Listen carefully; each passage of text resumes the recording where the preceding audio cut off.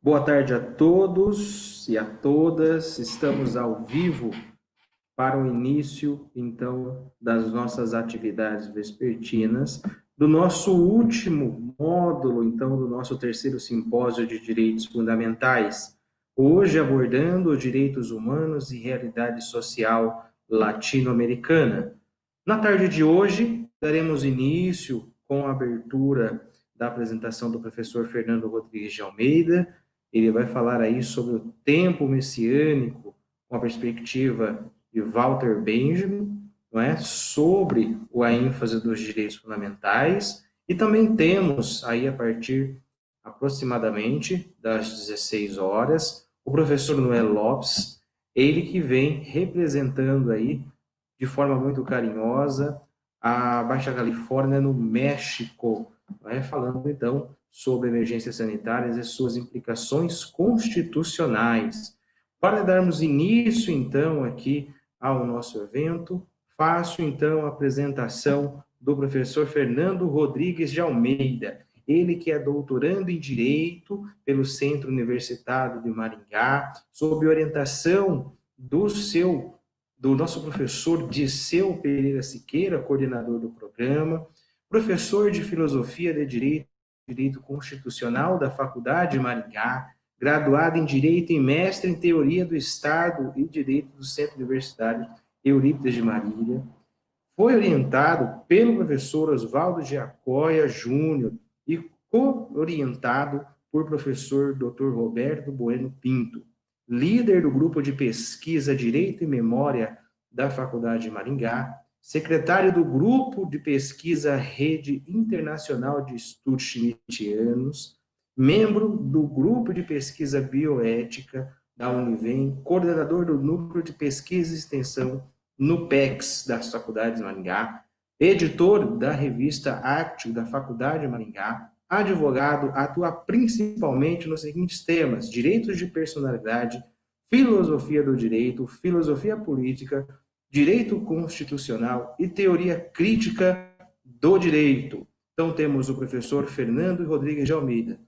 Para todas as pessoas que estão assistindo na América Latina, temos aqui a presença do professor Fernando Rodrigues de Almeida, que tem posgrado em nível de doutorado em Ciências Jurídicas, também sendo professor de Direito sob orientação do professor Terceira Siqueira Pereira Siqueira, coordenador, diretor de carreira de Direito da Faculdade de Maringá, professor de Filosofia Constitucional, graduado em mestre e posgrado em Teoria de los Centros Universitarios Eurípides de Marília. También tiene otras pesquisas relacionadas a los derechos fundamentales, derechos constitucionales y filosofía del derecho. Tenho aqui uma grande honra de convidar e invitar o professor Fernando para que tome a sua ponência. O professor Fernando está conosco, fique à vontade. Então, primeiramente, falar em português aqui mesmo, Rodrigo, muito obrigado pelas palavras.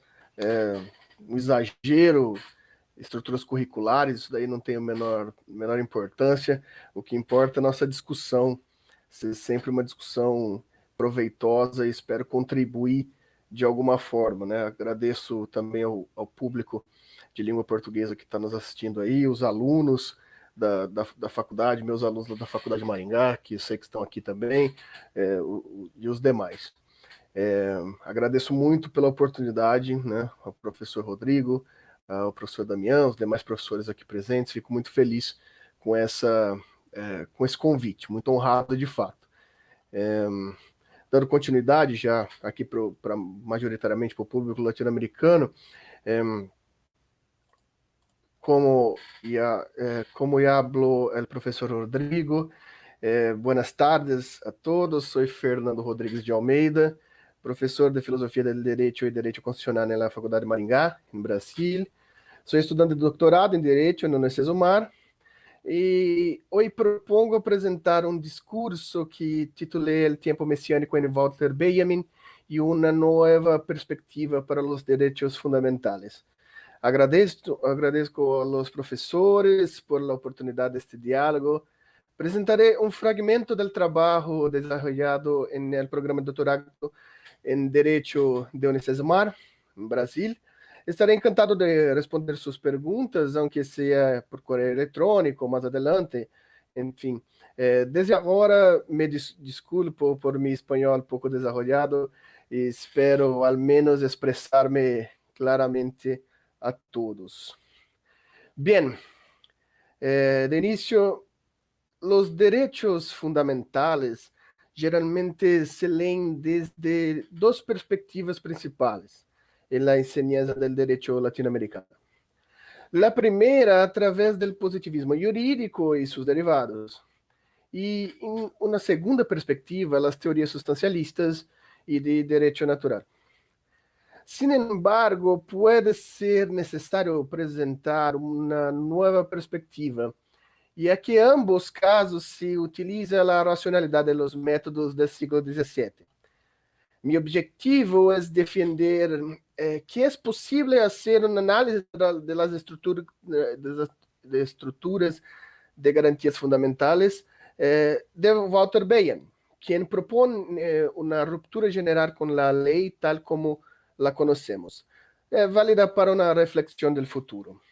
Bien, en primer lugar, debe tenerse en cuenta que Walter Benjamin, aunque es un predicador del concepto marxista del materialismo histórico, es uno de los primeros teóricos en romper con la idea lineal de la ideología, especialmente con respecto a una defensa, aunque específica, de un romanticismo de la actividad del progreso, a través de un resgate mesiológico, teológico de la actualidad.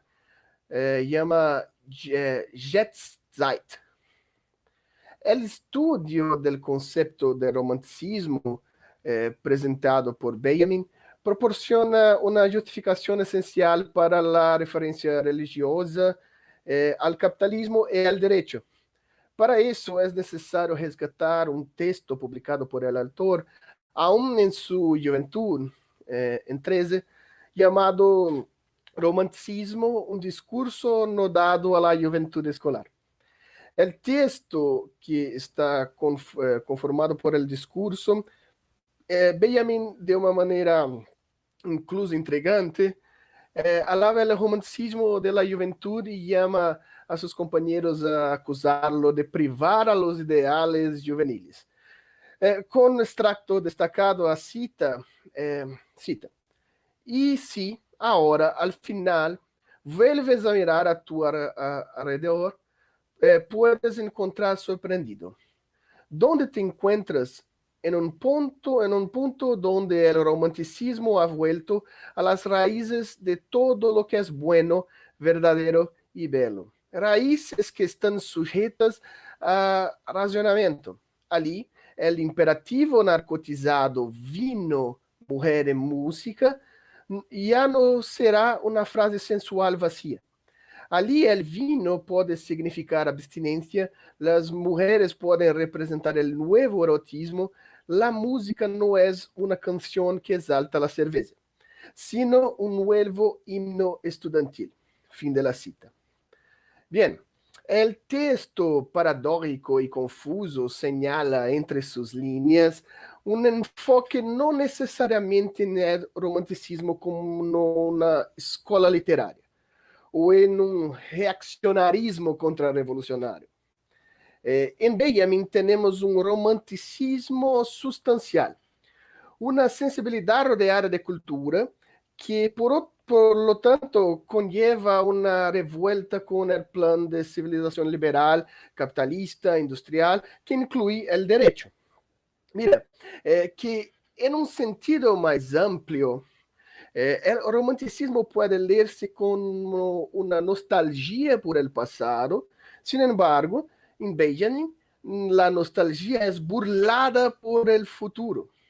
El romanticismo de Benjamin es revolucionario en el sentido de que, como se expresa en pasaje anterior, observa la resignificación de lo bueno, lo bello y la verdad como uma verdadeira acção estética. Sin embargo, é a celebração de um tempo presente, um tempo que se desvia del passado, lo que toma contradicción de una calle de sentido único, renunciando a lo que el autor llamará muchos años después del texto mencionado, la crítica al tiempo mecánico, presente en el texto largo y complejo llamado Origen del drama trágico alemán, en el que observa en el concepto de drama barroco, Trauerspiel, y llama, presenta una justificación para el problema del progresismo y el resgate romántico revolucionario. El tiempo mecánico se compara en función de la medición espacial de las manecillas del reloj. Este tiempo contradice, ya que contiene una forma vacía de sustancia del tiempo histórico mesiánico. El concepto de mesianismo, por su vez, puede se observar negando lo sacro, negando lo sagrado. Pero la divinización de la percepción, es decir, el tiempo no se constituye como la materia. Sin embargo, el sujeto es una persona, sin una personalidad definida, ya que la observación espacial es negado por el propio cuerpo. Para que esto tenga sentido, tal vez possamos ejemplificar com base no livro, em los libros proféticos de Tanakh, que se baseiam na inspiração mística e messiânica, como, por exemplo, Ezequiel, né? Para fins didáticos, quizás é melhor exemplo seria el libro de Daniel o Oséias, debido a sua especulação escatológica mais ampla, pero Ezequiel se utilizará aqui para referir-se a propósito a los estudos de Giorgio Agamben, especialmente el texto El Abierto. En libro de Ezequiel, nos concentramos en la visión del banquete de los justos, una idea que expresa bien el concepto del tiempo mesiánico en sentido escatológico. Esto se debe a que los justos representados en Ezequiel tienen formas teromórficas, es decir, Ziz, grifo alado, Behemoth, boi, Leviatã, pez. Tenemos una condición de tiempo corporal, pero no mecánica, ya que en la tradición rabínica los justos están muertos ni en espíritu, sino que por el contrario, los justos permanecen vivos en el tiempo del Mesías, refiriéndose, por ejemplo, a Isaías en la idea de que el lobo vivirá con las ovejas y la pantera se acostará junto al niño, el ternero y el león pasarán juntos y un niño se guiará. Bien, en la tradición mesiánica, la lógica del tiempo presente no ocurre de manera continua y mecánica. Esto se representa en una utopía visual que se observa entre la estética paradójica de los justos, así como la ruptura de la tradición actual por la desviación del contrato con el tiempo. Sin embargo, el cuerpo y la percepción de sí mismo siguen siendo los mismos. El tiempo mesiánico aquí puede interpretarse como una reacción al pasado, sino como una ruptura con la tradición y el progreso hacia una estética trágica y no lineal por la lógica mecánica de la percepción fenomenológica. Bien, en este punto tenemos el encuentro benjaminiano entre mesianismo y romanticismo. El tiempo mecánico es paradójico al tiempo de la consumación mesiánica. Se observa que la tradición judía, en los lentes del autor, de Benjamin, tiene una referencia clara en que lo bello y lo verdadero se rompen en lo mesiánico. Es decir, la tradición conservadora no es resgatada por las tradiciones como una reminiscencia en los tiempos de la revelación. Las reglas de Pentateuco están corrompidas de forma natural y no pecaminosa en el momento de las profecías. En otras palabras, en lo profético, escatológico, apocalíptico del tiempo del Mesías, la ley mosaica y sus dogmas no se seguirán, pero el tiempo de ahora está roto por lo bielo y lo verdadero.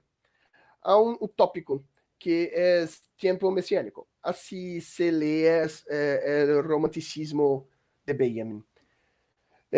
Dado que para la crítica de Benjamin el romanticismo de actualidad es revolucionario, ya que se desvía en el pasado y, por percepción, da paso a la revolución civilizatoria con dicho progreso posterior a la Revolución Francesa.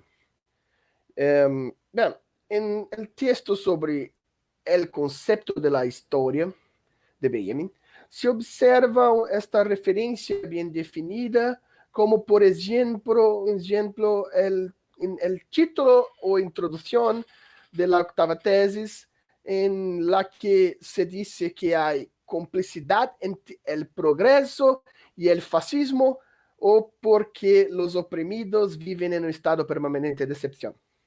La relación, aunque paradójica en términos metodológicos de Benjamin, entre el reaccionarismo nacionalista y el progresismo liberal encuentra fuerza precisamente en el concepto romántico de revolución. A su vez que en el mesianismo teológico, el progreso es en sí mismo una ley histórica que necesariamente implica avances tecnológicos y, en consecuencia, apego a la reproducción. Sin embargo, es en este sentido que comenzamos a avanzar en relación al concepto religioso del progreso, al que Benjamin denunció el problema del desplazamiento y la sustitución del romanticismo por el progreso.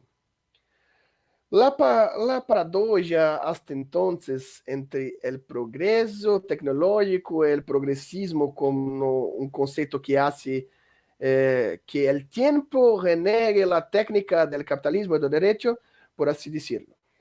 Es en conflicto entre la posibilidad de progreso técnico y su convivencia con la tradición mesiánica.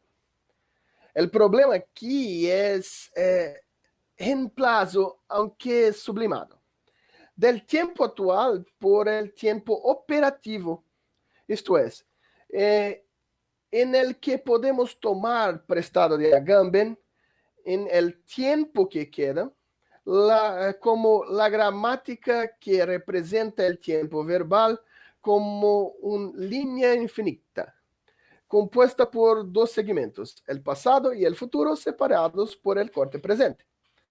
En otras palabras, no hay nada sustancial entre tales conceptos. Solo hay un vacío epistemológico que cuando se confronta con la realidad en la tradición observada por el núcleo del arte, no puede transcribir en sus espacios el significado de ese movimiento de tiempo de ahora, llamado Kairos.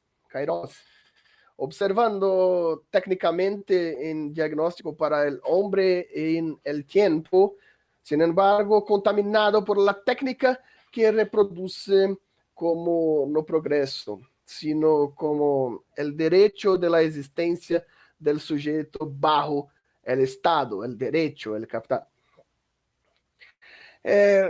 Bien, lo que al principio parece ser inseparable, que es la separación del progreso histórico-tecnológico con el progresismo, en Benjamin hay un abismo que puede ser revelado por un elemento mesiánico o incluso más fuerte por un romanticismo revolucionario observado en lo belo, que está presente como verdad. Lo trágico como la ruptura del tiempo mecánico. Mientras tanto, es precisamente el progresismo el que se enfrenta a la forma del tiempo operativo. Como contenido dogmático, la técnica no se basa en la historia y el progreso, sino en la función mecánica del tiempo en que el progreso se fusiona con el tiempo y se utiliza como justificación de la reproducción del tiempo. Esto influye directamente en la técnica capitalista, en la internacionalización del sujeto, en la fe en el derecho. No es posible observar el tiempo del progresismo como algo real, ya que el tiempo en cuanto a su operabilidad es solo un espacio vacío, mecánico y sin sentido. Sin embargo, este espacio vacío está compuesto por la técnica que influye directamente en el comportamiento de la civilización en su operabilidad. Por lo tanto, hacer que esta civilización tenga fe en la reproducción del capital de derecho como una emancipación del status quo, como las libertades y la accesibilidad técnica de cualquier forma de reproducción en masa, sin intención de contextualizar la historia en el momento de su práctica. Para esto, eh, vale la pena destacar el texto Diálogo sobre la religiosidad de nuestro tiempo, también de Benjamin, copia el carbón del mecanografiado con correspondencias de Benjamin y correcciones de Gershon Schulen. Cita, precisamente los mejores judíos de la Europa occidental ya no tienen libertad como judíos. Solo pueden unirse al movimiento judío en el sentido mencionado en su carta. ¿Por qué están vinculados al movimiento literario? El concepto todavía tiene una formulación muy restringida, aunque dice lo esencial. Estarán comprometidos con el internacionalismo. No me imagino que sea muy fácil establecer los valores del internacionalismo, o más bien es que no es un valor, sino que se encuentra entre los objetivos a los que se dedica nuestro trabajo y que de esta manera convierten en valores para que vienen después, son exactamente los judíos en la medida que construyen la vanguardia científica, literaria y comerciales que hoy están vinculados al internacionalismo por su existencia y su voluntad. Fin de la cita. Este fragmento es interesante, revela la idea antipodal entre progreso histórico y el progresismo civilizador. Este último, que tiene la libertad como su fundamento central, se libera de la tradición judía una vez que centraliza el progreso histórico en sus prácticas. La esencialidad del progreso histórico se mitiga civilizando el progresismo en sus condiciones más perfectas del capitalismo, del derecho, que es elemento que es el internacionalismo, o incluso como podemos definir hoy, la globalización. Si por un lado la respuesta tradicional al progreso de la historia, que según las escrituras apocalípticas se verá interrumpida por el mesianismo, debido a la dispensación de las siglas y de las tradiciones en el momento del Mesías. Por el otro, la sociedad civilizada se apropia del tiempo de reproducción de derecho en sus conceptos dogmáticos definidos por una forma jurídica, un elemento vacío y sin sustancialidad en cuanto a tradiciones. Por otro lado, el progresismo mismo, que busca su conservación, es decir, está estandarizado para el mantenimiento de sus pilares dogmáticos. Incluso si esto cuesta la fragmentación de la tradición. La tradición no implica en esta lectura romántica el conservadurismo. Por el contrario, porque en el tiempo del Mesías la tradición se deshace por la tradición misma. En el progresismo se preserva el reclamo de su base, incluso si representa por la estructura formal del progreso tecnológico y la reproducción técnica. A Benjamin le preocupa el concepto de que la reproductibilidad del progresismo no es necesariamente una relación histórica, sino una relación reaccionaria de autoconservación. Es decir, el progresismo va en círculos para permanecer dentro de una máscara de progreso. Con eso, la burguesía, en fin, forjaría nuevas armas de guerra que son cosmovisiones, teorias raciales, metáforas políticas, humanas y filosóficas por lo que existe una preocupación acerca de esta estructura que produce técnicas de armas, sino ideología. Em Benjamin, el advento del nazismo facilita a compreensão de autor, ya que apesar de ser um nacionalista e a los ojos de Carl Schmitt teológico, la reproductibilidad técnica se mantiene en modelo de gobierno, que no excluye en termos ideológicos de la conservación del capital, en de derecho. En el texto de 1938, em que analisa a novela de Anna Seghers, titulada Die Rettung, Benjamin observa que el Tercer Reich utiliza el dolor del pueblo alemán como el reino de Dios que alcanzó la catástrofe. Sin embargo, este régimen es exactamente lo contrario del reino de Dios, afirmando así que, cita, sin embargo, es algo así como su imagen inversa, la aparición del anticristo. Como se sabe, este arroja la bendición que se anunció como mesiánica, por lo tanto, el Tercer Reich arroja en socialismo. Fin de cita. Obviamente, es un romanticismo, un socialismo teológicamente interpretado como equivalente a una promesa mesiánica, mientras que la mistificación del socialismo nacional de Hitler surge de la conservación del progresismo y no de la tradición teológica de la historia. Obviamente, es importante, el sionismo asumido por Benjamin tiene una característica menos institucional y más bíblica, precisamente porque el tiempo de las religiones no está determinado por el tiempo de ahora, sino por el dogma. Mas aún las religiones como las que Benjamin se relaciona en el texto tienen un sentido del reformismo cristiano y su conexión con el capital, como una suposición de la realidad y el progreso. Sin embargo, el autor aborda las críticas a tales estructuras, sino más bien la relación entre ellas y el culto capitalista. Quizás es por eso que hay similitud con las críticas de los teólogos de la libertación a la idolatría del capital. Bien, esto ya se revela en la observación benjaminiana de que el derecho y el capitalismo está en línea con una estructura religiosa cultural. Al resgatar el texto drama y tragedia barroca, tenemos la idea de que el tiempo de la cultura no está determinado por el tiempo mesiánico. Precisamente porque el mesianismo tiene una posibilidad trágica del tiempo.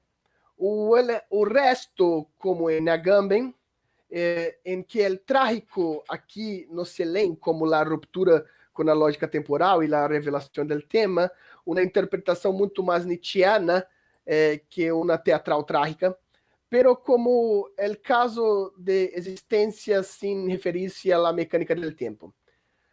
La diferencia de las interpretaciones modernas y religiosas modernas de la tragedia que las leen en un camino de nihilismo, la tragedia aquí tiene una interpretación no negativa, aunque apocalíptica, pero una ruptura con una linearidad histórica que representa un principio y un final marcados por el presente. La espera del Mesías no ocurre a tiempo porque el tiempo no representa el tiempo del Mesías. El culto, por así decirlo, está representado en el tiempo de la voz. Aquí una justificación de los fariseos a su forma de fe. Y la manera farisea, la ley, segundo Benjamin, el capitalismo adorna en los derechos. Esto se debe a que la axiología de todas las cosas solo tiene sentido si está dentro de la estructura de derecho y la estructura del capital. Esto ya ha sido bien definido por Pachucani sobre la idea de reificación, lo que significa que el significado de las cosas no tienen un dogma o una tradición teológica, sino una autorreferencia normativa. Solo dentro del culto al capital se encuentra la referencia de valoración del objeto, nunca por la estructura legal tradicionalizada anteriormente. En este sentido, ¿cuál es la duración del culto? Es permanente, es conservación. Travestido con el progresismo, el derecho en el capital se convierte en un reaccionarismo religioso que prevé conceptos de ruptura, que no prevé conceptos de ruptura, como en la Torá para las profecías, o en el Nuevo Testamento para el catecón. El culto es perenne y no está ligado al tiempo, siempre que necesite tiempo para su reproducibilidad exhaustiva e ilimitada. Por esta razón, ya quase derradeiro, por essa razão, a lei representa por um culto que é autorreferencial e autoconservador. De modo que Benjamin declara, em um de seus passagens mais complexos, cita: "El capitalismo es la celebración de un culto sans trêve et sans merci. Para él no hay días normales, no hay días que no sean festivos, en el terrible sentido de ostentación de toda pompa sacra, del compromiso extremo del adorador". Fin de la cita. El culto, y es importante, el culto a los derechos que garantizan el capital, precisamente porque le da valor al objeto de referencia, es ininterrumpido, y su culto debe ser alto y claro para que pueda reproducirse en sentido dentro de la estructura del progresismo. Incluso si este progreso es circular y solo percibida por el fenómeno técnico. Sin embargo, aunque la forma temporal del capitalismo es reaccionariamente conservadora, en esencia, la metodología es de la forma religiosa para su superveniencia en términos ideológicos. La principal es la culpa. Según Benjamin, es el primer caso de un culto no expiatorio, pero culpable. La función de la libertad contractual presente en el derecho moderno provoca la negación de la expiación y la reafirmación de las libertades. Por otro lado, el significado a través del capital es una religión que da lugar a la culpa en la que se universaliza su dimensión de valor. Incluso la conciencia de la desesperación en su búsqueda del significado del valor, manteniendo la esperanza meritocrática de la autonomía. Esto hace que el derecho sea el legitimador de uma tradição capitalista para equiparar os direitos fundamentais como condição ideológica. E a ser substancial ou positiva, baseada em uma espécie de parásito do cristianismo, deixando solo al calvinismo e interferindo em outros sistemas cristianos, reemplazando a imagem sagrada com a imagem palpável. Caminatas que não são humanas, como en el dinero, el banco, que no son humanas o fenomenológicas, sino imágenes con su propio significado y axiología. De esta manera, el derecho y el sujeto están incrustados en la esencia religiosa, manteniéndola como una forma, pero privándola como una tradición para su propia supervivencia. El capitalismo, el derecho, apoya la interpretación de la adoración dentro de la religión como una norma esencialmente ideológica para objetivar su sistema de reproducción. Con eso hay una religión progresista, pero conservadora. La romantización de esta civilización que adora perpetuamente a su propio valor es una esencia para reconstrucción de la tradición mesiánica y el encuentro con la tragedia de la estructura perenne del capital legitimado por la ley y sus promesas de garantías fundamentales. Por eso el romanticismo presente en la denuncia benjaminiana de esta civilización progresiva no se encuentra en el resgate del mundo anterior, pero en la presentación de esta tradición teológica anterior con fin de desviarlo y el retorno por la ruptura y ya por la forma de derrocar al Estado, no más, no por uma forma de derrocar ao Estado, mas sino de resgate cultural de la compreensão da história de agora, sem as manchas de significado del culto de valor. Em resumo, o direito fundamental em Benjamin é um elemento intuitivo de volver a la base del mismo sujeito fuera de las estruturas que los encarcelan en uma máquina de sacrifício. Que esto no garantiza, pero elimina los derechos con respecto a su autoconocimiento. Bien, eso es lo que tenía a decir. Gracias a todos por su atención y paciencia. Que tenham uma boa tarde todos. Gracias. Parabéns, professor Fernando, pela brilhante explanação.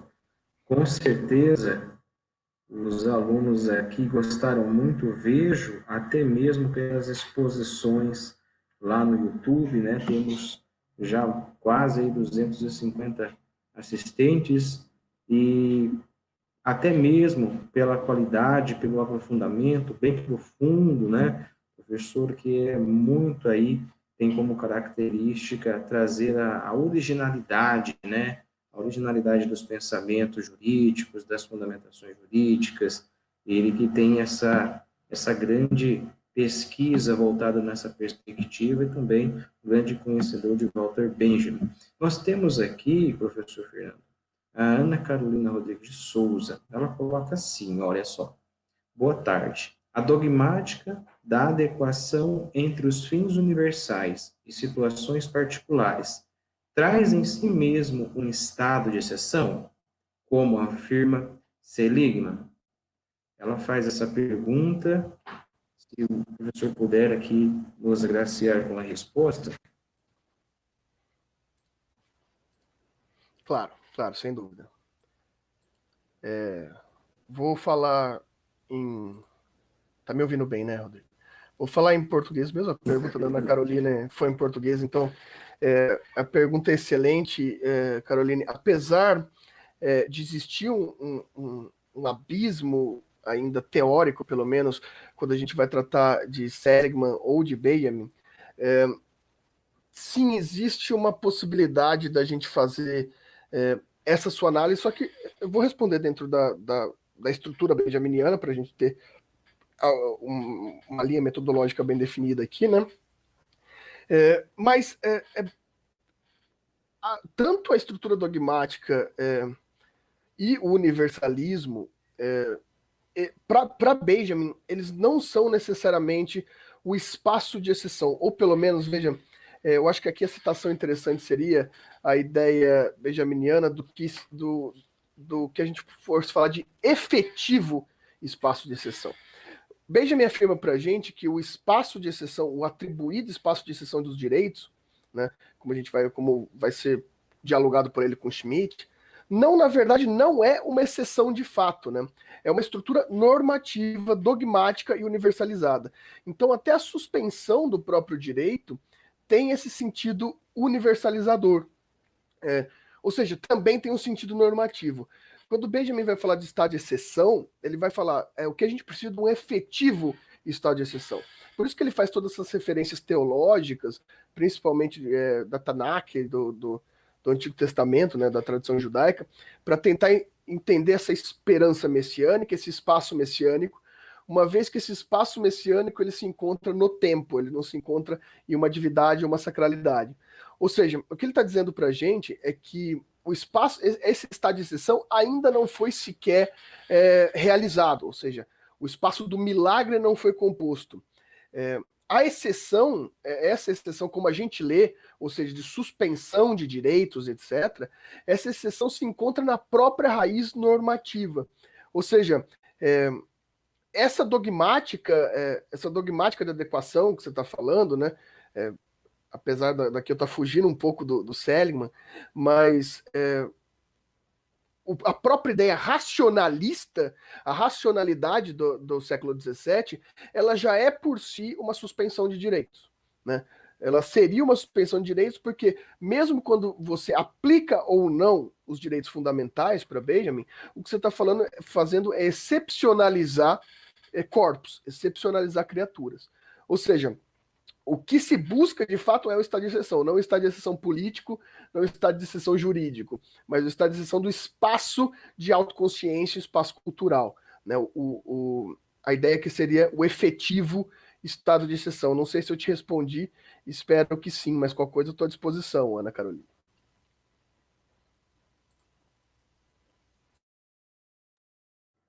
Perfeitamente, ela agradeceu e ali comunicou que houve sim a resposta a qual ela almejava. Os demais alunos aqui, diversos aqui, parabenizando o professor Fernando, a sua exposição, né, diversos alunos, não só seus alunos, alunos de diversos lugares, inclusive alguns alunos que são internacionais. Eu pergunto aqui aos demais colegas da sala, professores, se alguém quer fazer alguma pergunta, alguma consideração ao nosso colega convidado aqui, professor Fernando.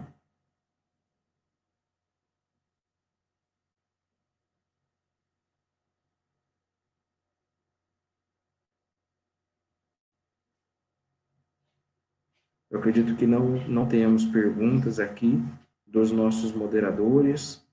Professor Fernando, eu gostaria aqui de agradecer toda essa exposição, agradecer essa sua disponibilidade em participar desse terceiro simpósio, com certeza esclarecedor, um assunto que realmente ultrapassa aí os continentes e o tempo da história, né? É algo que nós já temos já há algum certo tempo as preocupações e essas indagações que o professor trouxe a todos nós, com certeza as grandes inquietudes e que realmente ultrapassam tanto as fronteiras quanto o nosso tempo, né? Quanto a nossa história. Digo a você, professor Fernando, quer deixar aqui as suas considerações finais a todos os alunos e a participação do evento? Fique à vontade. Rodrigo, eu que agradeço a sua gentileza, o professor Damian, a todos os envolvidos. Essa iniciativa está sendo excepcional. A tecnologia está nos permitindo ultrapassar barreiras muito interessantes. A gente já consegue ver. Você sabe que toda a estrutura que eu venho tentando travar é uma estrutura para a gente romper determinadas razões que parecem ser óbvias, mas e a prova que essas razões óbvias não são tão óbvias são essas oportunidades que a gente está tendo. Está sendo muito além das nossas expectativas, sendo muito além da nossa racionalidade. Então, isso que está sendo proporcionado espetacular. Eu só tenho a agradecer, agradeço a você, agradeço a todos os presentes, aos professores aqui presentes. Muito obrigado mesmo e contem comigo no que for necessário. Agradecemos, professor Fernando. Desejo também que fique à vontade aqui na sala conosco. Né? Na sequência, nós teremos aqui, para fechar essa tarde, temos dois grandes nomes. Né? O primeiro foi o professor Fernando, que nos trouxe essa brilhante explanação, essa abertura. E na sequência, professor Fernando, nós temos agora o professor Noé. Então, professor, fique à vontade, caso queira também ao final fazer alguma participação, alguma pergunta, né? Estaremos aqui à disposição. Muito obrigado mesmo pela participação. Bom, pessoal, na sequência, dando sequência então aqui à nossa tarde, nós temos o nosso próximo expositor, a nossa próxima ponência, do professor Noé Lopes Zuniga, e o professor, então, está aqui representando a Faculdade de Direito da Baixa Califórnia do México. Então, quiero dejar bienvenida al profesor Noé López Hoonigan, así como destacar que también es un placer recibirlo en el simposio. Para nosotros es un honor recibir un representante de México, donde ahora son las 11 de la mañana, casi las 12 horas, para empezar a leer tu currículo em português. O professor Lopes Zuniga, Ele possui, então, ele é doutorando em Direito pela Faculdade de Direito de Ciências da Universidade de Buenos Aires, Argentina. Ele possui mestrado em Direito, com ênfase em Direito Constitucional pela Universidade Autônoma da Baixa Califórnia, como também é bacharel em Direito pela UABC da Baixa Califórnia, Universidade Autônoma da Baixa Califórnia. Diploma em Direito Processual Constitucional pelo Supremo Tribunal de Justiça da Nação, professor em Estudos de Atualização e Aprofundamento em Direito Privado pela Faculdade de Ciências da Universidade de Buenos Aires, é professor de pesquisa em tempo integral vinculado à Faculdade de Direito da Baixa Califórnia, em Tijuana, é membro do Corpo Acadêmico em Consolidação de Justiça Alternativa e Social, membro do Núcleo Básico do Direito e mestrado em Ciências Jurídicas da Universidade Autônoma da Baixa Califórnia, foi tutor e diretor de tese, especialização em mestrado em Direito, dentro do Direito e mestrado em Ciências Jurídicas da Universidade Autônoma da Baixa Califórnia. É um currículo vasto. Professor convidado, professor e palestrante nacional e internacional da Universidade de Dependências Estrangeiras, Universidade Militar de Nova Granada, Universidade de Bogotá, na Colômbia, Universidade de Fundação Unisangil, na Colômbia, Universidade Salesiana Unisal, Brasil, e também Prefeitura Orihuela, na Espanha. Atuou como árbitro em revista de estudos sociojurídicos, Faculdade de Jurisprudência da Universidade de Rosário, Colômbia, Revista Latino-Americana de Estudos e Segurança Jurídicas pela Faculdade Latino-Americana de Ciências Sociais, do Equador, árbitro e revisor de projetos de pesquisas científicas da Agência Nacional de Promoção de Ciências e Tecnologia do Ministério da Ciência, Tecnologia e Inovação da República Argentina. Publicou 3 livros, entre os quais temos aí a Introdução ao Estudo do Direito Societário, Direito Societário Mexicano, Exercício da Liberdade, e também colaborou com 8 capítulos de livros coletâneos em mais de 9 artigos em revistas científicas indexadas. Na iniciativa privada, tem sido procurador e representante legal da ING Montevideo, Santander Habitação, Metrofeneira, entre outras instituições do setor financeiros, hipotecas e seguros. El tema presentado por nuestro invitado es la emergencia sanitaria y sus implicaciones constitucionales. Profesor Noé, le dio una excelente exposición. Siéntase libre, la palabra es suya. Muchas gracias, profesor. Gracias por la presentación, muy amable. Les saluda Noé López desde el norte de México. Quiero agradecer profundamente a Damián, quien me hace la invitación para estar en este tercer simposio internacional de derechos fundamentales. También quiero agradecer a las autoridades universitarias de la Universidad de Belgrano, a la Universidad Pontificia Católica de Paraná, quien también son organizadores pues, de este importante evento académico. Bueno, me sitúo en el rubro de las realidades latinoamericanas. Como todo mundo sabe, obviamente estamos viviendo una realidad no esperada, una realidad provocada por una nueva enfermedad, por un coronavirus, un COVID-19, y esto implica un análisis consensuado de los distintos dispositivos constitucionales o diferentes artículos que están siendo trastocados precisamente por esta nueva realidad provocada por esta enfermedad. Para ponernos en un contexto, en el caso mexicano, no nos encontramos en un estado de emergencia o en un estado de excepción. En el caso mexicano, se acudió a una emergencia sanitaria que pudiéramos decir es un poco más light en el sentido de que no hay una restricción como tal de los derechos fundamentales. sino lo que se está viviendo es un autoaislamiento, un autorresguardo que la gente obviamente hace de manera voluntaria y que ya a esta fecha ha ido disminuyendo en razón obviamente al comportamiento del coronavirus en las distintas regiones, en los distintos estados de la República Mexicana. Yo he estado participando en algunos otros foros y he preparado algunos artículos que han sido publicados. Entre ellos he tratado de rescatar pues este derecho que tenemos todos a que se nos proteja la salud en una cuestión tan dramática como la que estamos viviendo con el COVID-19.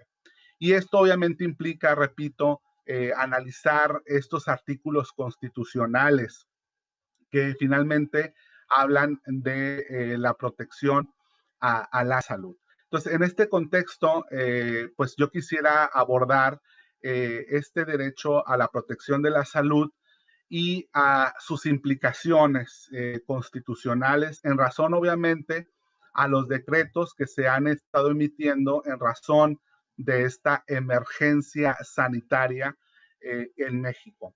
Se han obviamente analizado diferentes artículos de la Constitución, diferentes derechos fundamentales, como es el derecho al ejercer el comercio o las restricciones que han implicado en razón de que son algunos de ellas actividades no esenciales, el derecho al trabajo, las implicaciones que esto tiene en razón de las nuevas condiciones laborales que se dan propiamente a partir de que el trabajador o el empleado está yendo a laborar en un estado de emergencia sanitaria, en cuanto también ejercer el comercio. Por otra parte, el derecho de tránsito, el derecho de movimiento, el derecho del culto público o ejercer el culto público o la religiosidad. También la otra cuestión que se pone en debate o en análisis es la educación online, la forma en cómo estamos educando actualmente a nuestros niños, a nuestras jóvenes, puesto que las condiciones para accesar a la educación está siendo obviamente de una forma distinta. Entonces empezaré obviamente a analizar estos artículos de nuestra Constitución propiamente, como lo dije, en razón de esta emergencia sanitaria en la que nos encontramos. Voy a yo empezar a decir que, bueno, pues sin duda el derecho a la salud pues es uno de los valores más importantes de la humanidad. Es un valor muy preciado por el ser humano, pues la salud, por supuesto, es bienestar. Si no hay salud, no hay absolutamente nada, o si hay un quebranto en la salud, pues disminuye obviamente la productividad, disminuye por supuesto sobre todo la progresividad en los países. Por lo mismo, el derecho a la protección de la salud representa un derecho fundamental de los más exigidos en los sistemas jurídicos contemporáneos. Sin embargo, en un estado de emergencia como el que estamos viviendo en México, la protección de la salud queda muy arbitrariamente entre quien trae el virus y en quien se puede contagiar de ese virus. En virtud de que no hay un toque de queda como tal, entonces el estado de emergencia no sanciona de una forma rígida en todo momento en quien posiblemente presenta algunos síntomas o sintomías de la enfermedad. Entonces, esta situación queda muy arbitrariamente entre quien trae el virus y en quien obviamente se puede contagiar. El derecho humano a la salud en México está previsto en el artículo 4 constitucional, que por cierto, este artículo 4 constitucional recientemente ha sido reformado en plena pandemia, precisamente para constitucionalizar todos los programas sociales de bienestar. México tiene un nuevo régimen político, un nuevo régimen de gobierno, tiene más o menos 1 año y 6 meses que se inauguró este nuevo régimen, Y por lo mismo, este nuevo régimen ha establecido que su prioridad política, por supuesto, su gran proyecto político es rescatar, obviamente, a toda la clase vulnerable de situaciones desafortunadas. Y por lo mismo, todas las políticas que se han estado viniendo a dar ha sido hacia programas de bienestar social. Entonces, dentro del orden constitucional existen distintos dispositivos que se disparan cuando existe una emergencia sanitaria. Por una parte, tenemos un artículo 29 constitucional que establece el estado de excepción o el estado de emergencia. Ese artículo no se ha tocado en México, como lo dije anteriormente, sino acudimos a un artículo 73 en el que se establece que en el caso de epidemias, en el caso de calamidad o en el caso de enfermedades graves, el Consejo de Salubridad podrá actuar y podrá emitir disposiciones de orden general para tratar de contener, para tratar de evitar nuevos contagios en tratándose de enfermedades relacionadas con nuevos virus. Entonces, en México propiamente se optó por que actuara el Consejo de Salubridad General, que es considerada desde la Constitución, junto con el Secretario de Salud, como una autoridad sanitaria eminentemente especializada. Y propiamente el Consejo General de Salud data de 1841. Ya la Constitución de 1917, que es una constitución posrevolucionaria, constitucionaliza estas facultades que son concurrenciales al Consejo de Salubridad General y a las demás autoridades de las entidades federativas, es decir, de los estados. México es una república federal que está compuesta por estados, por lo mismo existe una Secretaría de Salud en cada entidad federativa, pero depende o que son obedece obviamente a políticas federales, pero la Ley General de Salud considera a los gobernadores de cada entidad, de cada estado de la República como autoridad sanitaria. Sin embargo, la máxima autoridad en materia sanitaria es el presidente de la República y el secretario de Salud y el Consejo General de Salud.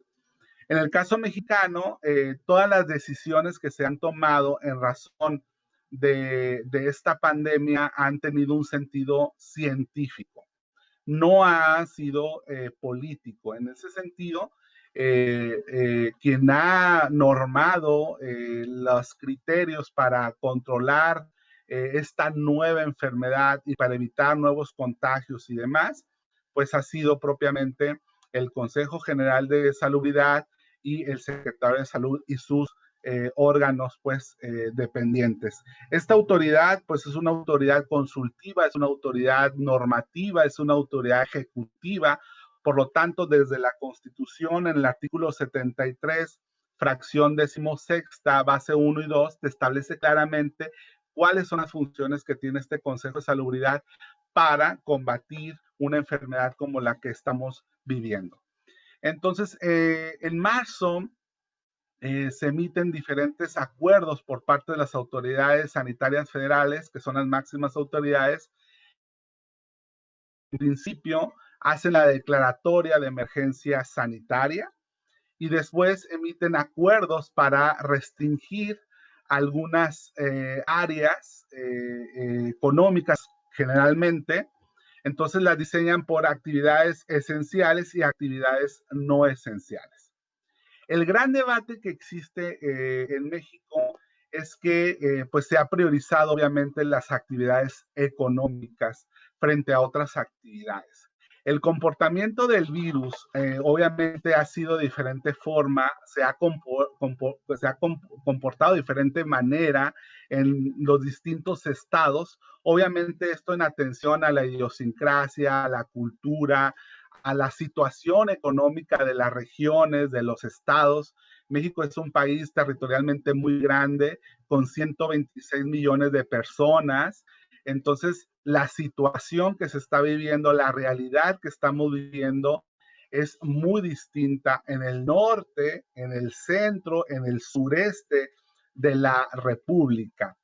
Lo que sí ha sido uniforme, obviamente, han sido en cierta manera los criterios que se han utilizado para restringir en cierta forma el ejercicio del comercio, por ejemplo, o el ejercicio de algunas otras actividades consideradas como no esenciales. Ahora, en cuanto al derecho al acceso a la justicia, por ejemplo, en Baja California se ha visto muy mermado, porque a nivel Baja California, el Tribunal Superior de Justicia del Estado, pues está muy falto de recursos para implementar programas electrónicos que puedan obviamente implementarse para tener acceso a la justicia de forma online o de forma virtual. No así a nivel federal. Los tribunales federales están trabajando de una forma mucho más organizada, de una forma mucho más eficaz, toda vez que tienen los suficientes recursos para impartir justicia de manera virtual, de manera online. Entonces, el comportamiento, pues, les decía, del virus ha sido diferente forma, y de esta diferente forma es también como se han, en todo caso, mermado algunos derechos en diferentes, obviamente, posiciones. Bueno, una vez dicho esto, nos queda pensar, pues vivir una pandemia en un siglo XXI en donde hay mucha tecnología, en donde hay mucha forma, obviamente, de comunicarnos vía remota, vía internet. ¿Qué nos implica? Pues vivir en una situación de esta forma. ¿Qué nos implica vivir con una declaratoria de emergencia sanitaria por fuerza mayor?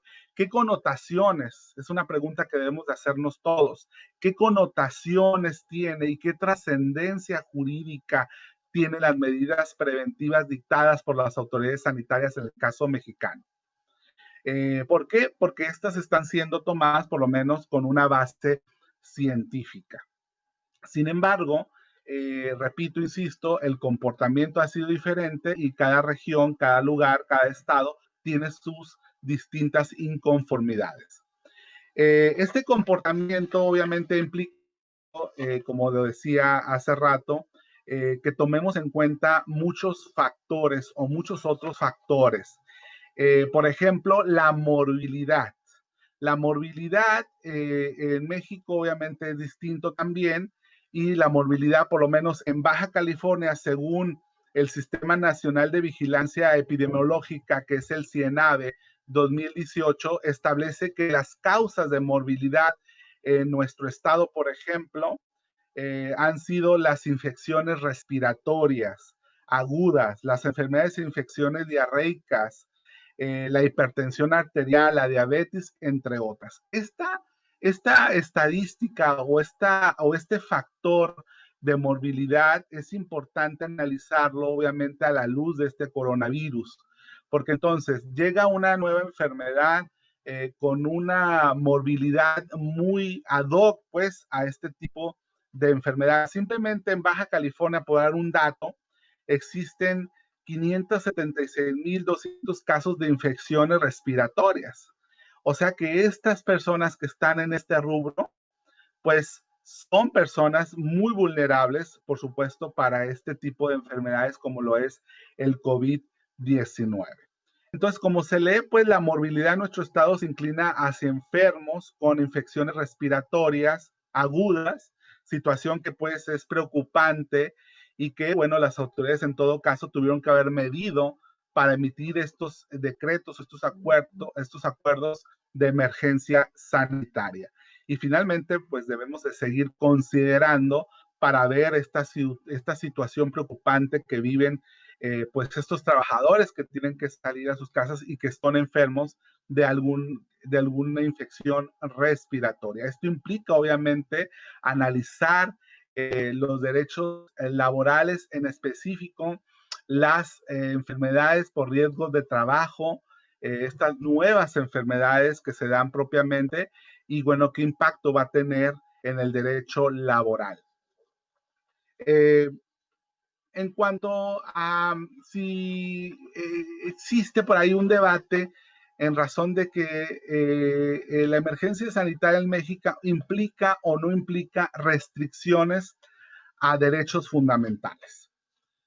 Yo soy de la idea de que no existe obviamente restricción a los derechos fundamentales. Yo creo que existe propiamente una ponderación de derechos.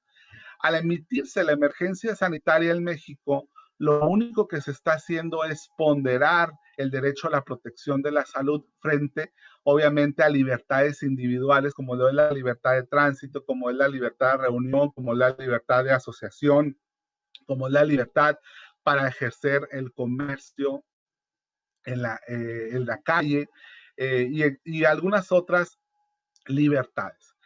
La autoridad obviamente ha tomado estas medidas haciendo, decíamos, esta ponderación y nos ha dado obviamente programas para efectos de autorregular, autorresguardarnos, autoprotegernos de una manera voluntaria. Sin embargo, como hace rato lo decía, pues esta situación la puede hacer un determinado grupo.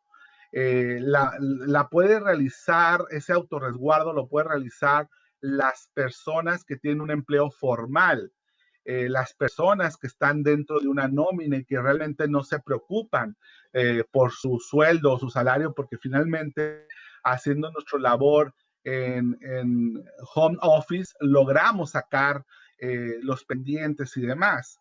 Sin embargo, hay un gran número de trabajadores o de personas que viven en la informalidad. Y la mayoría de los países latinoamericanos viven una realidad que es propiamente la informalidad. Son millones y millones de empresas o de microempresas o microempresarios o emprendedores que no están debidamente formalizados como tales y ejercen el comercio en la calle. Todas esas personas lamentablemente viven una pandemia corriendo el riesgo a su salud.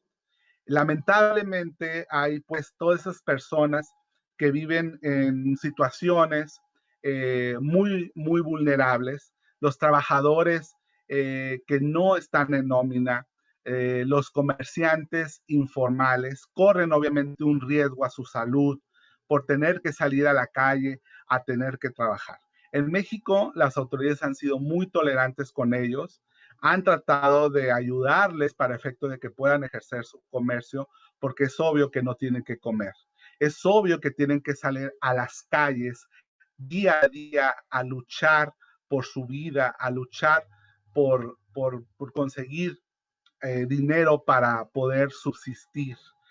Todas esas personas, desafortunadamente, son los olvidados, son los que están fuera del sistema y a todos ellos obviamente hay que tratar de rescatarlos. A todos ellos obviamente hay un impacto importante, hay un impacto fundamental en sus derechos humanos. En razón de eso, el autoaislamiento, el autorresguardo que nos deja arbitrariamente la autoridad sanitaria, pues obviamente es poco utilizada por estas personas que no tienen los recursos suficientes para poder obviamente vivir en una pandemia que ya es larga, que ya estamos hablando de 3 meses. Yo en cierta forma he reconocido a las autoridades sanitarias por el voto de confianza que nos han dado para tratar de que nosotros como ciudadanos ejerzamos propiamente de una manera responsable estos derechos individuales Y la autoridad, en cierta forma, ha hecho esta ponderación de derechos, tratando de no menoscabar propiamente, decíamos, estos derechos humanos. Sin embargo, es importante también establecer claramente que en cuanto a la libertad del comercio, el trabajo y el ejercicio de la profesión, en el caso mexicano, la Suprema Corte de Justicia de la Nación ha dicho que no es absoluta e irrestricta. Es decir, el mismo contenido del artículo 5º constitucional establece que el derecho al comercio, el derecho al trabajo, puede estar restringido por una cuestión de salud, por una cuestión de salubridad. Entonces, por lo mismo, yo hace rato comentaba que no podemos hablar de una restricción de derechos en un caso de una pandemia, que obviamente es una cuestión de fuerza mayor, porque en las mismas constituciones latinoamericanas nos establecen restricciones. Ninguna libertad es absoluta y restricta. Todas las constituciones tienen condiciones, todas las constituciones tienen restricciones a los propios artículos que consagran libertades.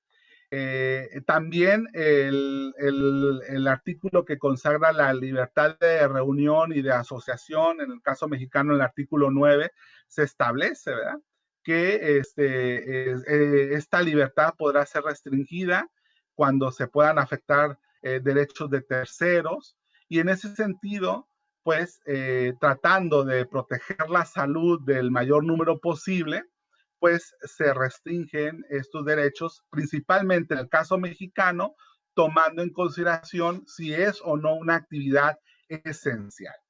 Bueno, ya a 19 de junio, ¿qué realidad estamos viviendo en Baja California? Específicamente en Baja California, les tengo noticias que ya se han abierto bares, ya se han abierto restaurantes, ya se han abierto muchos espacios para poder salir a comer, principalmente, antros inclusive también, pero con algunas restricciones o con algunos protocolos. Entonces, la actividad económica acá en la frontera ya está activándose poco a poco. Sin embargo, obviamente el sistema educativo todavía sigue online, pero en lo que son actividades económicas ya se están soltando, porque en México, sobre todo en el norte, pues la actividad comercial es sumamente importante porque estamos, bueno, en este caso, como frontera con California, Estados Unidos, y hay una relación comercial muy fuerte.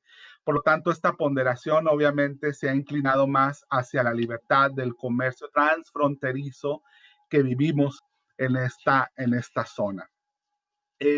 Actualmente la autoridad como protocolo también puso algunos semáforos, que es el semáforo que indica el color rojo, que indica el color amarillo, naranja y finalmente el color verde.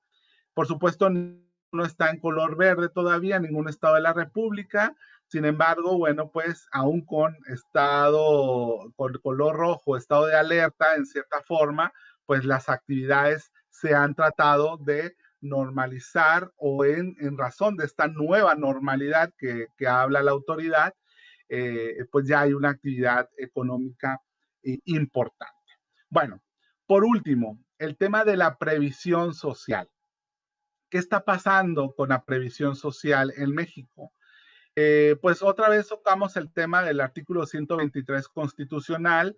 El artículo 123 constitucional establece claramente el derecho al trabajo y la previsión social. Pero tradicionalmente el artículo 123 constitucional habla del derecho al trabajo y el derecho a la previsión social de los trabajadores formales. Sin embargo, existen millones de trabajadores o de personas que viven en la informalidad y que no están dentro del sistema. A todas esas personas que están fuera del sistema, pues, ¿cómo se les hace llegar ese derecho a la previsión social? Existen programas sociales de bienestar que no han sido detenidos y parece ser que están siendo fortalecidos por el actual gobierno. Por lo menos existen 10 programas sociales de bienestar del actual gobierno que por lo menos ya quedaron constitucionalizados, es decir, ya quedaron garantizados como un derecho humano, como un derecho fundamental. Entonces, se han estado haciendo llegar estos apoyos o estos programas sociales y de bienestar a las personas más vulnerables. Existe una pensión universal para todas aquellas personas mayores de 65 años que tienen derecho pues a una pensión de más o menos 1,200 y feria de pesos, 1,300 pesos mensuales. También obviamente existen apoyos a personas vulnerables, a personas con discapacidad, en fin, son 10 programas sociales.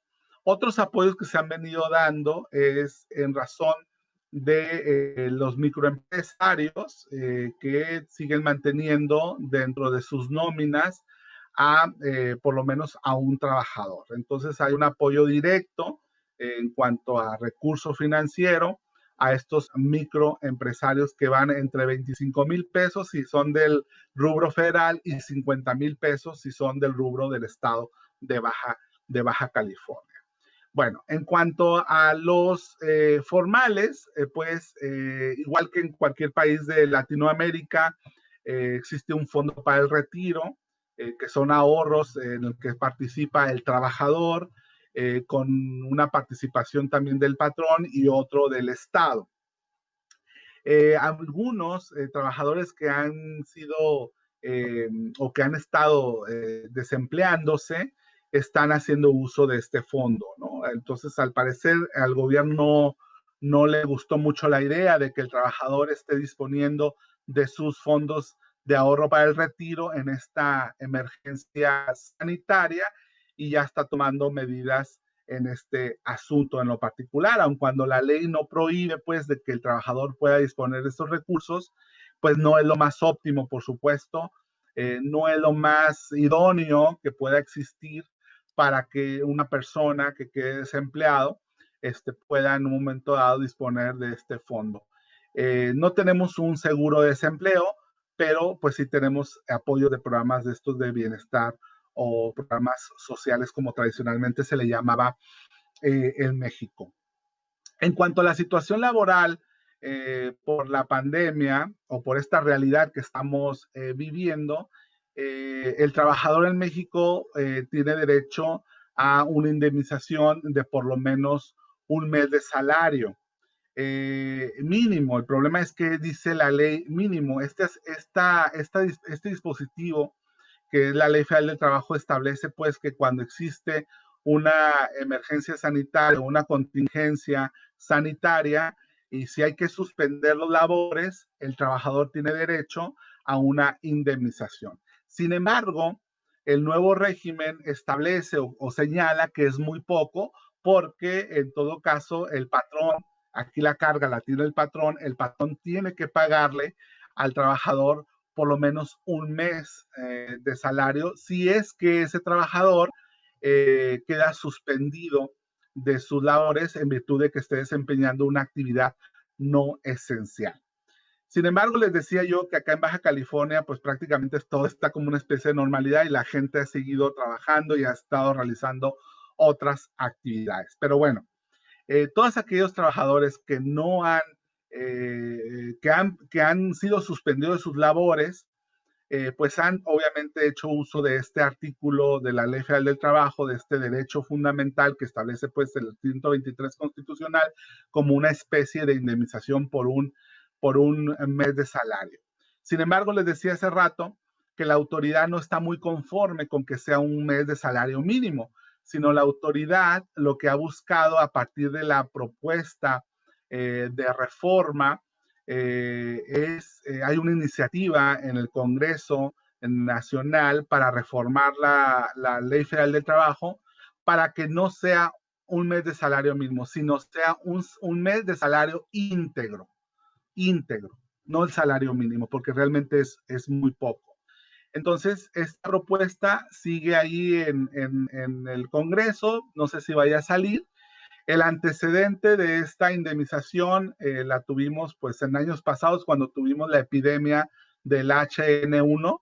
Entonces, pues ese es el antecedente. Nosotros ya habíamos vivido una epidemia muy fuerte en México y esto implicó que se modificara pues la Ley Federal del Trabajo y se incluyera pues esta indemnización de un mes de salario, de un salario mínimo.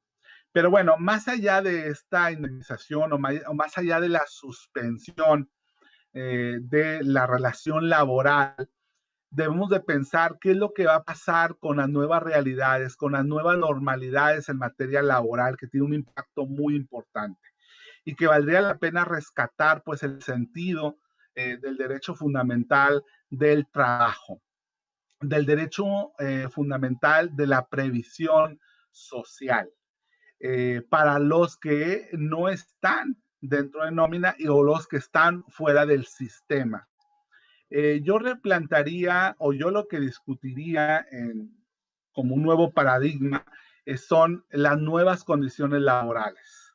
La forma en cómo estamos desempeñando todos nuestros trabajos desde casa, utilizando nuestros equipos de cómputo, utilizando nuestros celulares, en fin, sacrificando muchas de las veces horas de familia. Entonces, esta nueva realidad tiene que analizarse desde una óptica humanista, desde una óptica del derecho social. No permitamos que sea desde una óptica eminentemente capitalista, porque vamos a salir obviamente todos muy perjudicados.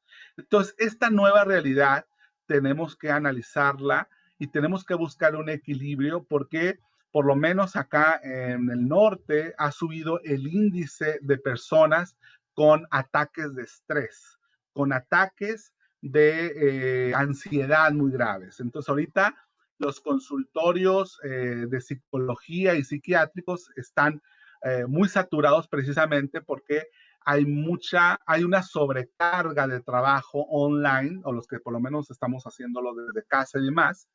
Y por otra parte, los trabajadores que están yendo a los centros de trabajo, los empleados que están yendo a los centros de trabajo, pues obviamente están corriendo un riesgo de contagio. Entonces, ¿qué va a pasar? ¿Quién va a asumir esa responsabilidad? Porque, bueno, si ustedes recuerdan, por lo menos en México, les decía, las enfermedades de trabajo las asumen en todo caso el Instituto Mexicano de Seguro Social, que es un instituto que prevé y trata de proteger la salud de los trabajadores formales. Sin embargo, ¿qué va a pasar si el trabajador ahora asume una enfermedad como el COVID-19 en el trayecto de su casa a su trabajo? Esta enfermedad nueva no está prevista, obviamente, o no está considerada propiamente o como tal, como un riesgo de trabajo, un riesgo de ejercicio profesional. Entonces, sí, valdría la pena analizar estos nuevos paradigmas que se nos presentan en nuestras realidades latinoamericanas.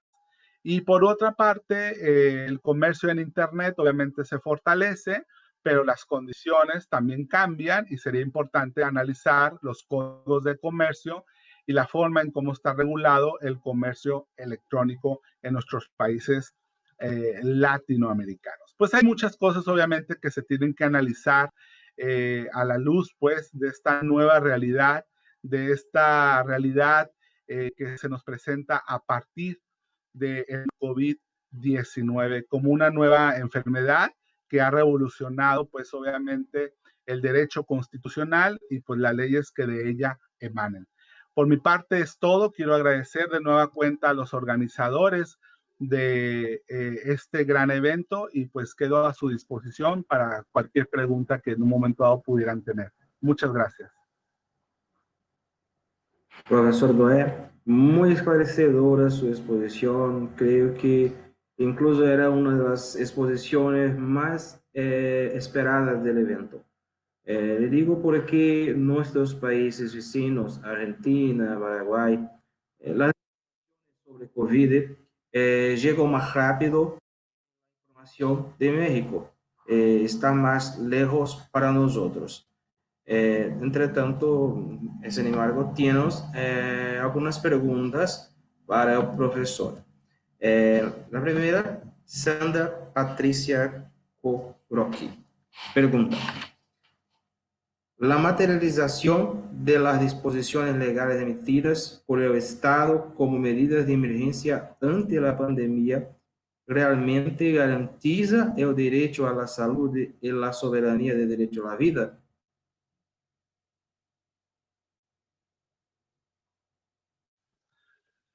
Muy buena pregunta. Yo creo que ese es el gran dilema.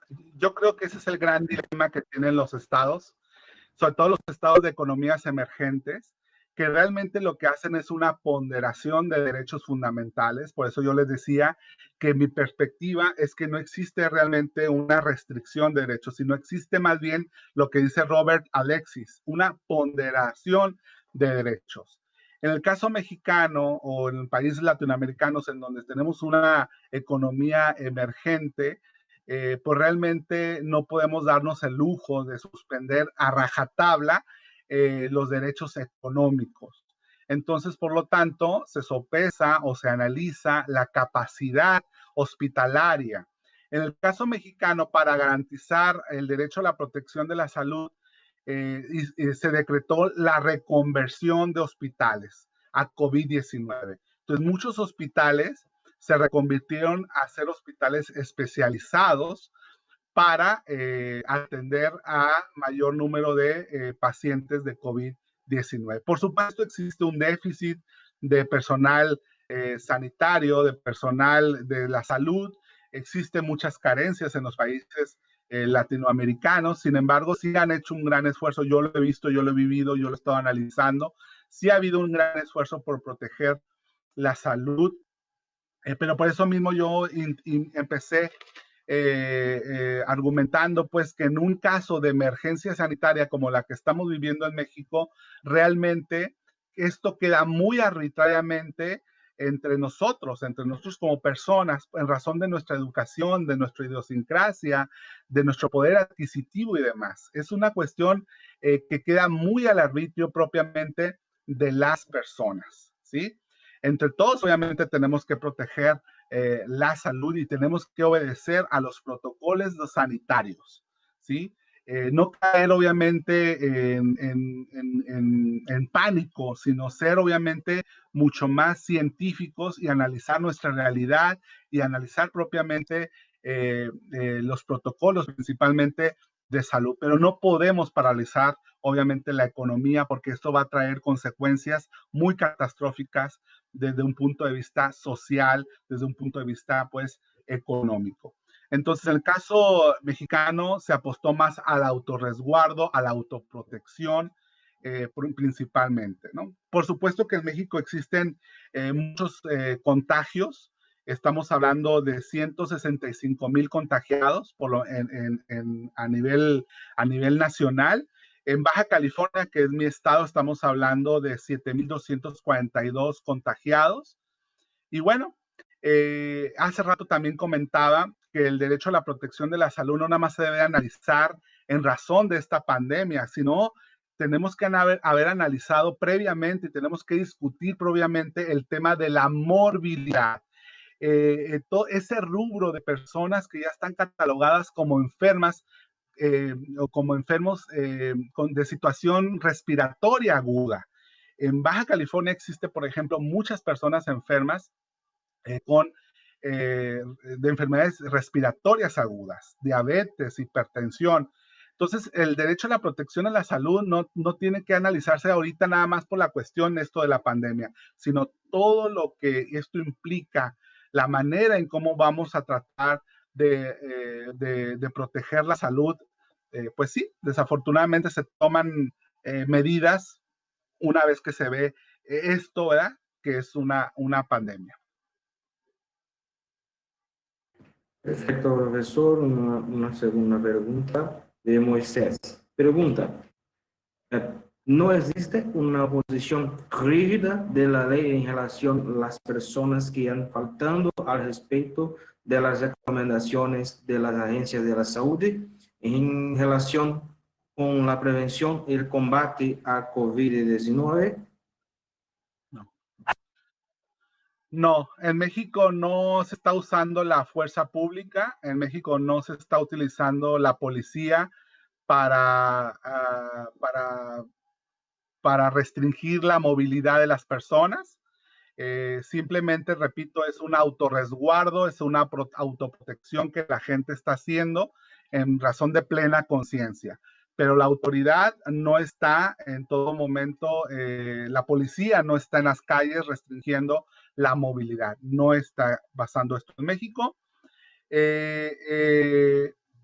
La otra situación es que los protocolos que se están utilizando sí se han difundido. Ha habido un programa muy agresivo de protocolos para la prevención. Eso sí ha sido muy contundente.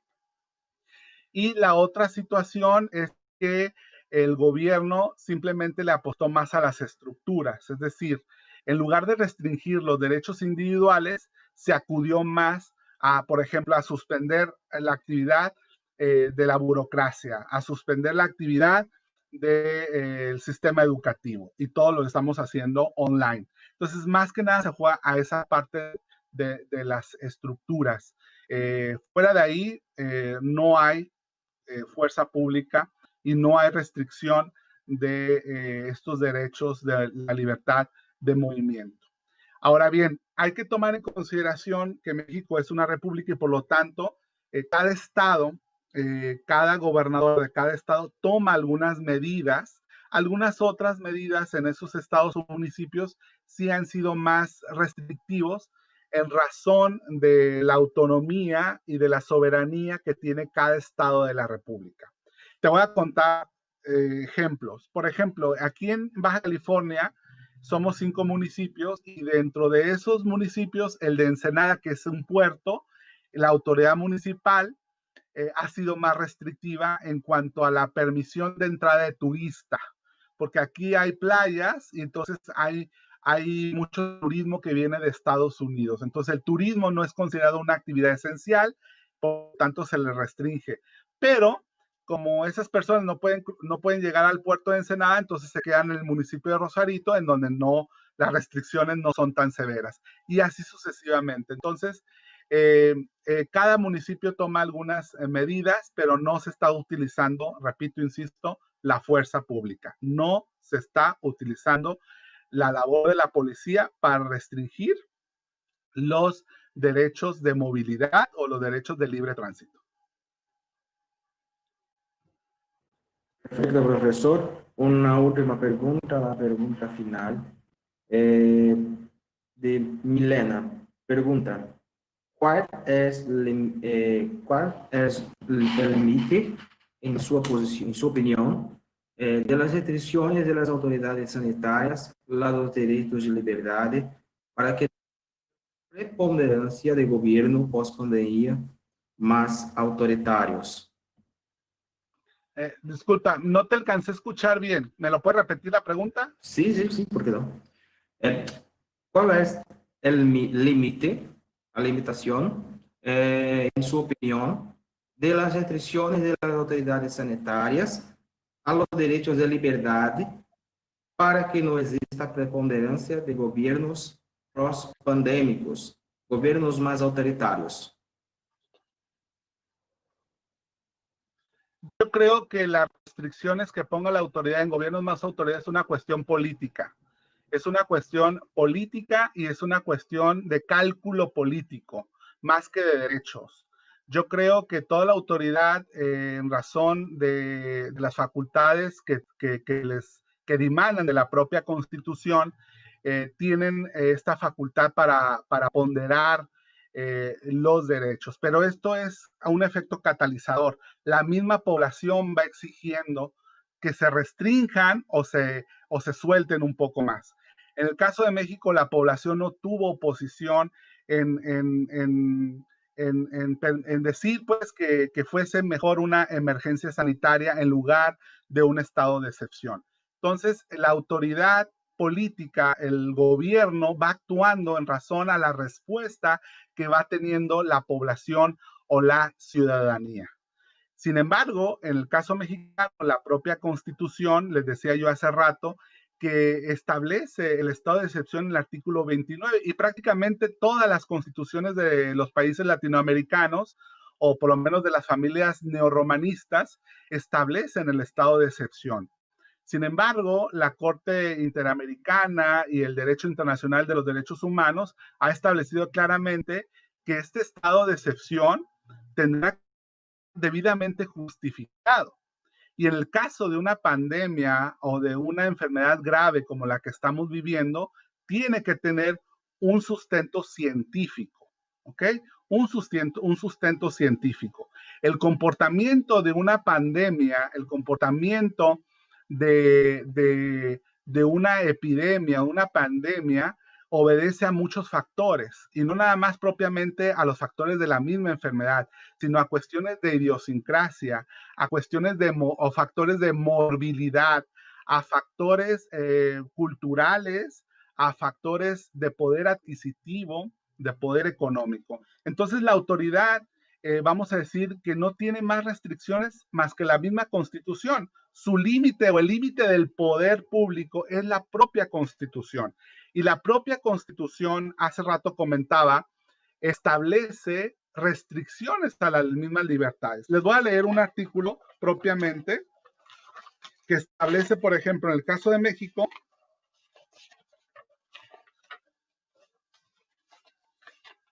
el artículo 11, que es el artículo de libertad de movimiento, dice: toda persona tiene derecho para entrar en la República, salir de ella, viajar por su territorio y mudar de residencia, sin necesidad de carta de seguridad, pasaporte, salvoconducto u otros requisitos semejantes. El ejercicio de este derecho estará subordinado a las facultades de la autoridad judicial en los casos de responsabilidad criminal o civil.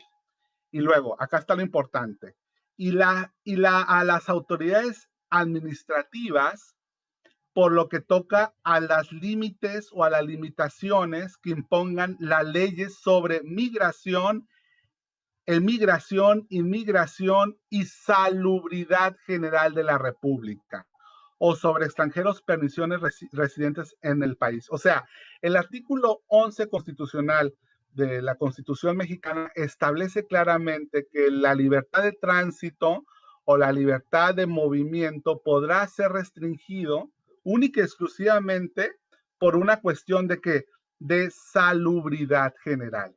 Y esa facultad se la da a la autoridad administrativa. Y la autoridad administrativa, en el caso de México, que es el Consejo de Salubridad General y que es el secretario de Salud, decidieron no restringir el derecho de movilidad. Por lo mismo, le apostaron más en todo momento por una cuestión política al autorresguardo y a la autoprotección que pudiéramos tener cada uno de nosotros. ¿En razón de qué? En razón a evidencia científica y en razón a los protocolos que se han venido dictando en la medida del comportamiento de la pandemia o de la epidemia en diferentes zonas, en diferentes regiones. Perfecto, profesor. Agradezco todas las respuestas. Profesor Noé, felicitaciones. Podríamos aquí quedarnos todas las tardes escuchándole, pero tenemos que dejar un espacio para descanso, pues a las 19 horas tendremos la clase magna de cierre. Si lo desea, puede dar la gracia a los estudiantes ahora.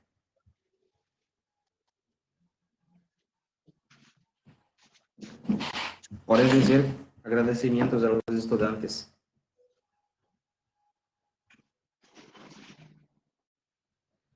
Profesor Damián.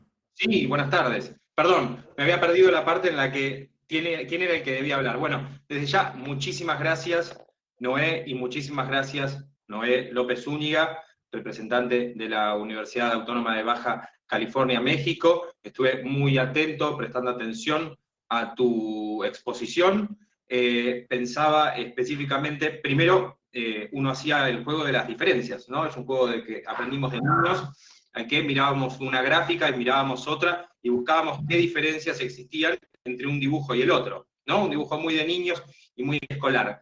Y en este caso, diferencias entre lo que contaba Noé que sucede en México y las que yo sé que suceden en mi país, ¿no? O que suceden en Argentina.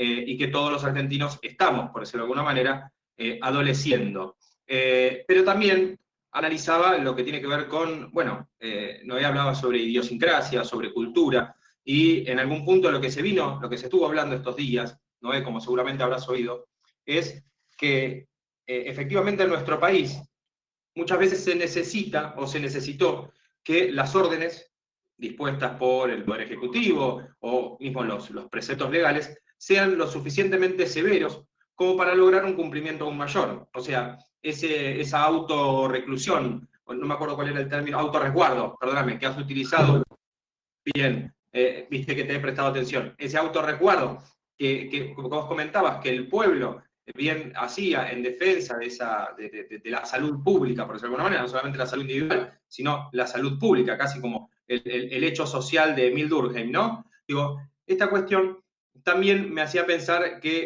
bueno, que si bien es una cuestión de Latinoamérica, también lo comparaba con la situación que sucede en nuestro país, donde sí está la Guardia Pública, sí está la policía y demás fuerzas de seguridad a disposición del Estado, y que los primeros días en nuestro país hubieron muchas personas detenidas por el incumplimiento de las restricciones o de este confinamiento social o de este aislamiento social obligatorio. Obviamente porque la intención del gobierno era que las personas obtengan desde ya un autorresguardo, y en algunos casos, en casos muy selectos, ¿no? No estamos hablando de una gran cantidad de detenciones, pero te estoy hablando de varias detenciones por día, los primeros días de aislamiento. Entonces, eso demostraba que todavía tal vez como sociedad no habíamos comprendido lo que era la gravedad de una epidemia. Cosa también importante, resaltada por ti, cuando comentaste que esta no era la primera vez, que ustedes ya habían vivido lo del H1N1, que en nuestro caso, en el caso de Argentina, solo alcanzó a haber, por ejemplo, una medida de resguardo que fue una licencia extraordinaria que recibían las mujeres que estaban en estado de embarazo o que estaban en época de lactancia. Bien, pero el resto de las personas seguíamos yendo a trabajar con total normalidad, bien, y nos agolpábamos en los transportes públicos y no llegó a mayores. De hecho, el número de muertos tampoco fue muy alto. Y el periodo, por decirlo de alguna manera, que hasta la noticia, ¿no? También como para ir recopilando las otras temáticas que se hablaron en este simposio, las noticias, ¿sí? Tan importantes, los medios, tampoco estuvieron tanto tiempo en vilo, ¿no? Entonces, ciertamente, esta, por primera vez para esta generación, ¿no? En la que estamos nosotros, no hemos tenido la oportunidad de vivir esta epidemia, por consiguiente, es nuestra primera experiencia.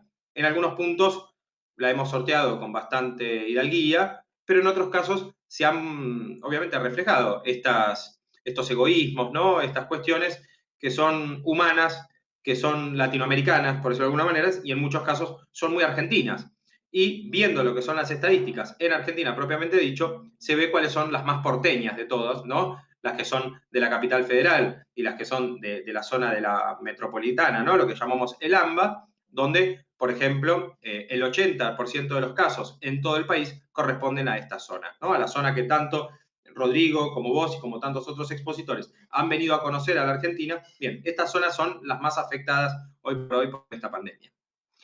Así que bueno, desde ya reiterar el agradecimiento por tu exposición.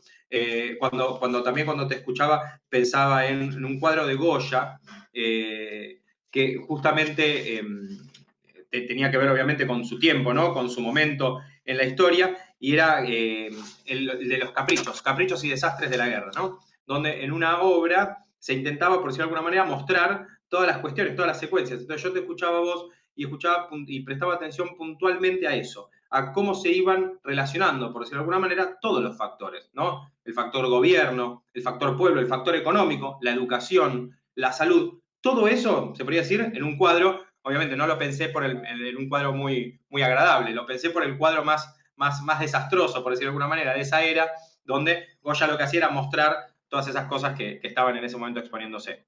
Noé. Algo muy importante. Acá el factor económico ha sido muy importante. Es decir, las cámaras de comercio han presionado bastante al gobierno para que finalmente puedan operar tranquilamente ya las negociaciones. Entonces acá esta ponderación que yo he venido hablando, esta ponderación de derechos económicos, pues han ganado. Y bueno, para darte un ejemplo, aquí en Tijuana, la industria maquiladora es muy importante. La industria maquiladora, a través de este contrato de maquila, hay un compromiso internacional, hay un compromiso con empresas norteamericanas y obviamente cuando fueron suspendidas, inmediatamente a la semana fueron reabiertas, ¿me explico?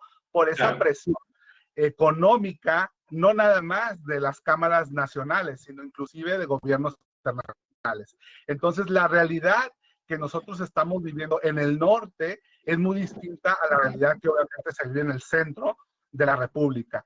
Yo quiero puntualizar eso y qué bueno que tocas ese punto, mi estimado Damián, es que mi realidad, esta exposición y este artículo que ya fue publicado en una revista, la hago en razón de la vivencia que hemos estado nosotros padeciendo en esta región del norte. ¿Me explico?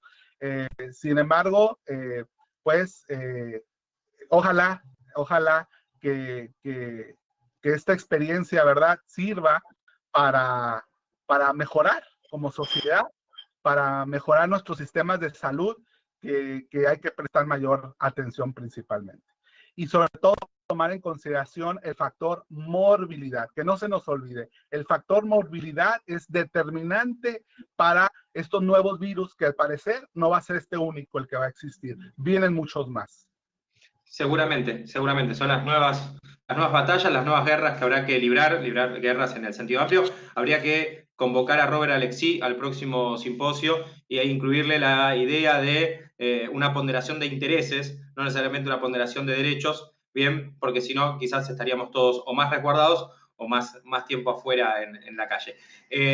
Noé, te saludé, te agradecí y lo reitero desde ya, un enorme gusto. Felicito también al profesor Fernando de Almeida por la exposición anterior respecto a esta nueva perspectiva bien necesaria para la comprensión y para la protección y el desarrollo de los derechos fundamentales. Bien, yo lo analicé cuando tuve la oportunidad de disertar, lo vi desde el punto de vista de la tutela, ¿no? Esta tutela procesal que es necesaria y que no solamente tiene que estar presente, sino que debe ser eficiente, ¿no? Entonces, agradezco desde ya también la participación del doctor, del profesor Fernando de Almeida. Reitero desde ya el agradecimiento a ambos y felicito también a Rodrigo por la moderación, al profesor Rodrigo Saldaña por esta moderación y esta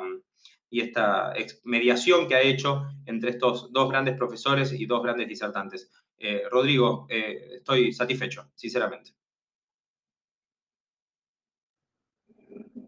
Perfeito, agradeço a todos pela participação e vamos levar aqui o encerramento das atividades da tarde e esperamos que todos possam ingressar às 19 horas para o encerramento da nossa noite magna sobre direitos humanos e Covid-19. Teremos Oscar Ivan Brooks, teremos da Unicesumar Brasil, Cristiane Bedini Santúrsula, da Mackenzie, Brasil. Teremos o professor Sérgio Ivan Estrada Valles, Colômbia, e também a professora Sabrina Castro, da Universidade de Belgrano, Argentina. Aguardo todos vocês às 19 horas. Grande abraço a todos. Declaro encerrados os trabalhos de hoje à tarde. Boa tarde.